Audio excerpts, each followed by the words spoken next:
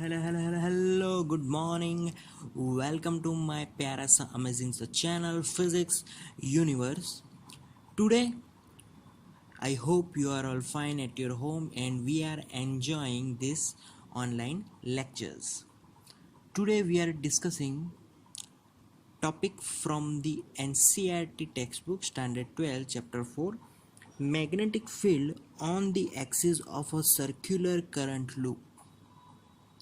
So here I'm just gonna take one circular loop. From this circular loop current is passing through it. Okay, now at some distance from here to that distance is just, I can say that is it is x. Okay, now from this one diametrical point to that particular point have distance is smaller. Okay, so these distances are, and the radius of this ring, let us we say it capital R. Okay, now uh, due to this point, now what is the direction of element of this point? It is in this direction and I call it as I vector dl, because for that particular distance I take it as dl, so that particular element will be I vector dl. Okay, now at this point let us we take magnetic field be in this direction, and due to small element dl we get the magnetic field in small value also, and it is vector db. Clear? Okay, here ideal and vector db both are perpendicular to each other. So according to Biot-Savart law, I am going to write that formula is equal to mu 0 upon 4 pi I vector dl cross vector r upon r cube. Clear? So this is that magnetic field formula. Okay, now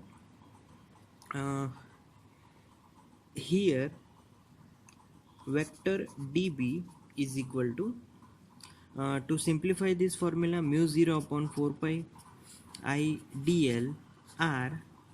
Here I have to write sine theta, but we know that the dl and r both are perpendicular. Previously we discussed about it, so here I have to write sine 90 upon r cube. So vector db is equal to mu 0 upon 4 pi I dl, r will be cancelled out, so here upon r square. So this is the formula which we are going to discuss about. So now we are talking about r. Now from this figure, r is the just hypotenuse of this triangle. Clear? So I can write r square is equal to r square plus x square. Clear? Put it in this formula, so our new formula becomes vector db is equal to mu 0 upon 4 pi I dl upon r square plus x square. Clear? So this is the formula for magnetic field. But now we know that this magnetic field have two components, one is upward direction and another is in horizontal direction. So upward direction and horizontal direction, if this is I must say this is dby in y direction and this will be dbx in x direction. Clear? Okay, now if I just assume the the opposite point of this point is here. Clear? Similarly I get magnetic field due to that point is in opposite direction, in this direction. Okay, now this magnetic field also have two components, just one is downward and another is in x direction. So x direction have two components, but y direction have two components, but they are opposite.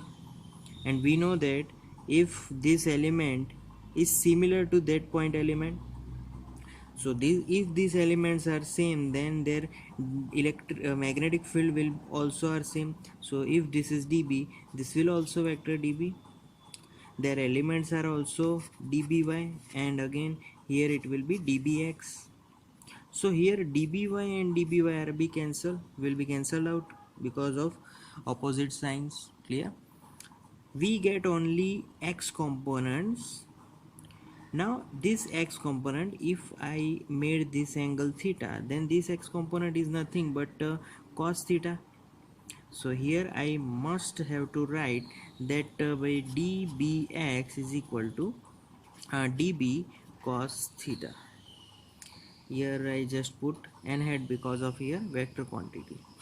But if I put it in scalar, then my magnetic field will be dbx is equal to db means mu 0 upon 4 pi I dl upon r square plus x square. Clear? Okay. Into cos theta, simple. Okay.